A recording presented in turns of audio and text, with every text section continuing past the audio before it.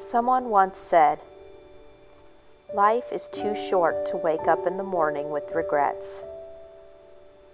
So love the people who treat you right.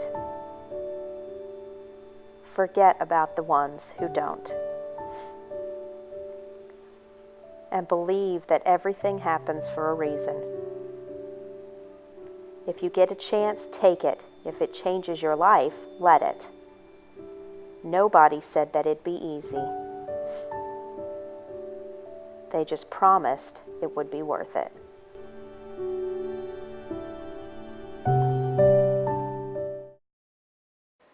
Wise people in our lives always say, nothing is worth it if you aren't happy. Lately, we have really thought about what this means. You only get one life, so shouldn't you live the fullest every day? After all, you don't get to relive your day.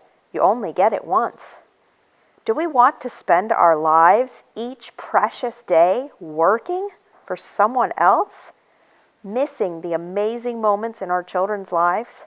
We never know when our time is up.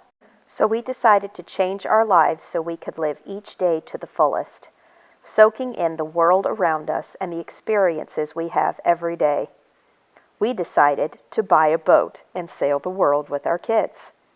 One culture, one nation, and one beautiful island at a time, learning about all our lives have to offer and living each day to the fullest.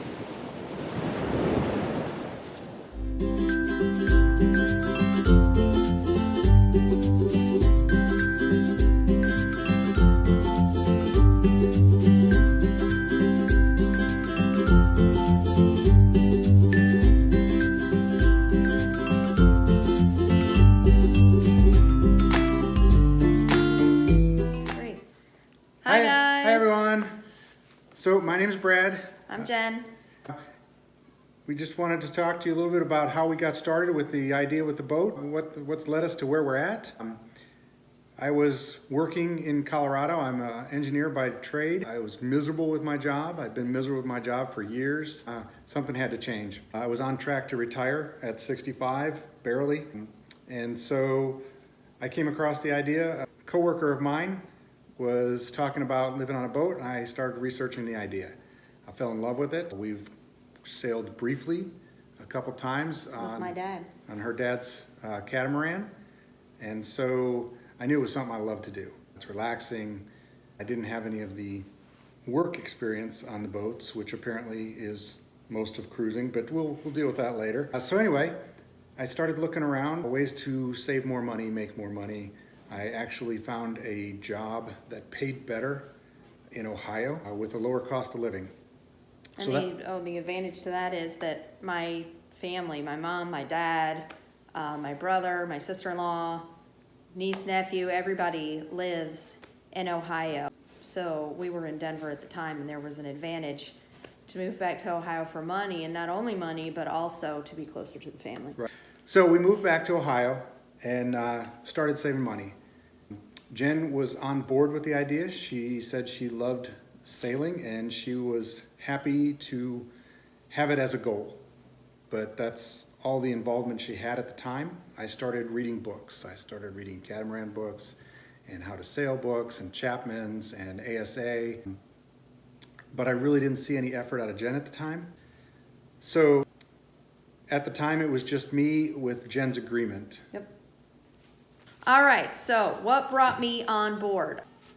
I liked the idea of sailing. I had fun when we went out with my dad several years back. We went out, what did we go out twice? Went out twice. Yeah, a two-week-long week at a trips. time. That was great. My dad owned a catamaran at the time, and that was a lot of fun. We were down in St. Thomas. I get motion sickness a lot. I didn't find that I got motion sickness when we were down there. So, sounded great, sure. Vacation all the time, all right.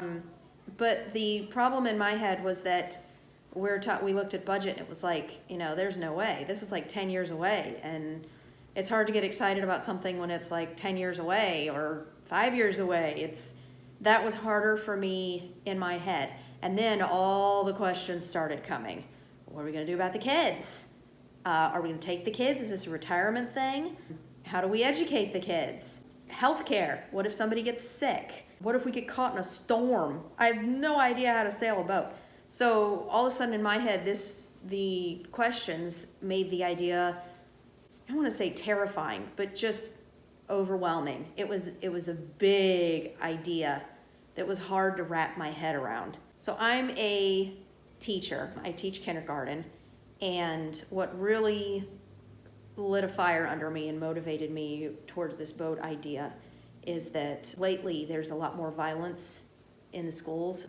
It's harder to keep people safe. A lot's going on in society with teaching, and it's just become overwhelmingly hard. That became overwhelming in my mind because the thing that I love the most has now become something that I'm unsure about because of my safety and the safety of my children. So one day I woke up and I said, you know what, I'm tired. I'm tired of going to school every day, trying to make a difference, not feeling appreciated. She basically went from, this is a great idea, whatever, and to being full in I was lit on fire. within about a 2-week period. So I was done. Guys, Yeah. there's hope. All Yeah. right. If your wife says, it's a great idea, whatever, there's hope. All right. So we started out with a 10-year retirement plan, saving up for a catamaran, which we would not work on. It would be a total retirement plan after the kids were out of the house and 10 years after we started. That changed down to a 6-year retirement plan when Jen decided that she would be okay with homeschooling the children while on the boat. I was nervous about homeschooling the kids because I was afraid I wouldn't do it right, but in the long run I changed my mind and decided why not. So that moved it down to a 6-year plan that was more budget constrained than waiting for the kids to come out of school. And then once again, that was still on a catamaran. Jen then again decided that she could live with a monohull. Here I go changing my mind again.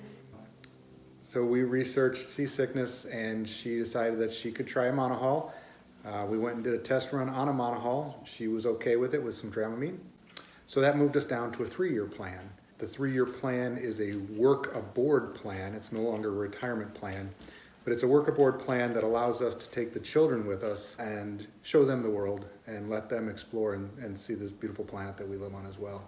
The plan right now, the plan was to slowly research boats, take some classes on learning to sail better. When I moved to Ohio, I bought a 22-foot dinghy, a Highlander, that I got at the local club, learned to sail on, race some on. Found out I'm not a racer, I'm a cruiser. Took the children out on it. The children are very important factors. We got to make sure that they're on board. So a lot of what this channel is hoping to do is to show how we're getting the children involved, what we need to do to get the children prepared and ready, how we're going to prepare their homeschooling. We're going to be fully transparent in how we educate the kids. I will, since I'm a teacher, I am planning on a lot of the things we might create or come up with. I can post them onto Teachers Pay Teachers for other cruisers out there who may be questioning how they're going to educate their kids. So as I come up with things along the way, I will try and post them on Teachers Pay Teachers and then also link them to our videos as we come up with things as well. The kids, by the way, are 10 and 11 now. So when we That's right. leave, my oldest school-age child, will be just entering 9th grade. So we're trying to keep him out of high school. The goal is to get onto the boat before the children get into high school and build social connections with other kids that are going to be harder to break if you pull them out of high school. So the plan is to leave in October 2021, so just after the hurricane season hits the Gulf in 2021. And I don't know, we're still considering maybe moving on the boat over the summer and through hurricane season, depending on how bad it gets, and kind of work on things and set up Yes, even then. the plan is fluid. It's Depending on- always fluid. depending Things on- are always changing.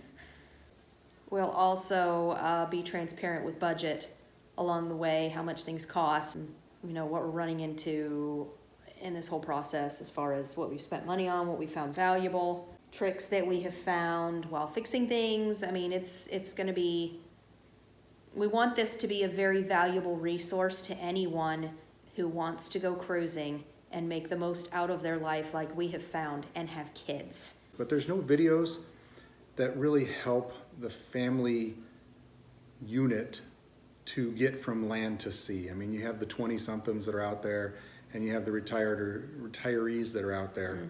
But there's nothing for the family unit, for the families that want to go out and really show the children what the world is made of or how it really works.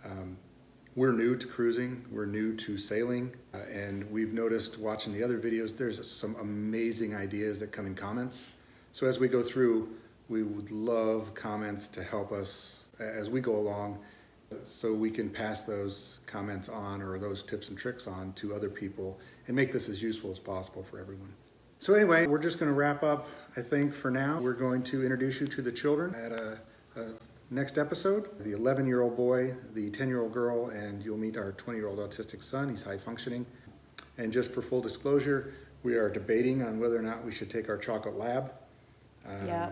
So she's a great water dog and a great adventure buddy, but we're having mixed messages on how much work it actually takes to get her in and out of countries in the Caribbean and such. So Don't forget, like us on Facebook. We're on Facebook. We also have our own website at totalserenitysailing.com.